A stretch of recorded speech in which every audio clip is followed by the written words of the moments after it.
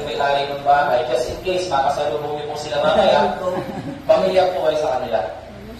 So ito po si Jose Alberto Alonso, siya po yung TUB ni Dr. Cerizal na nagmana po nitong Casa Binyan. And then ito po yung kanyang napangasawa, si Chodora Formoso, yung nagkaroon ng lihim na relasyon sa kapitan ng mga Guardia Civil. At nung matapasan nga po ni Jose Alberto Alonso na nagkakaksil yung kanyang asawa, dito po sa kwarto na ito, ikinulong ni Jose Alberto Alonso si Formoso na humigit kumulang 4 na taon. Diyan talaga? Pero yung mga gamit po hindi na pa-original. Andyan ba siya? Mararamdaman niya rin. Hindi, pero pa-our group po, huwag kayo mag-alala sa mga multo dito sa resort. Lahat po yan, depende sa package. Oh my God. Ano to? Ayun, ginakot na naman po ng pusa. What?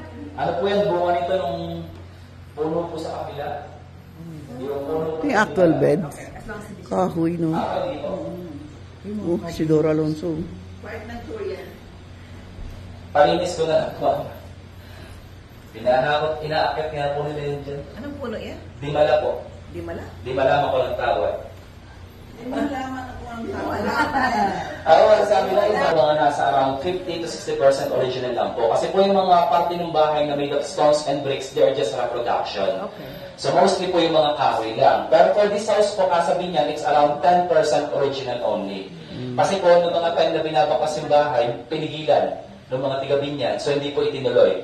So ang mga nakulang dito, sahig, tapos yung hagdanan, ilang mga pintuan, ito pong dingding na to. But the rest, reproduction na lang rin po.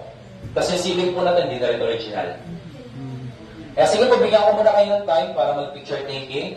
Pero pakiiwasan po natin yung jump shot, baka sa baba tayo na po.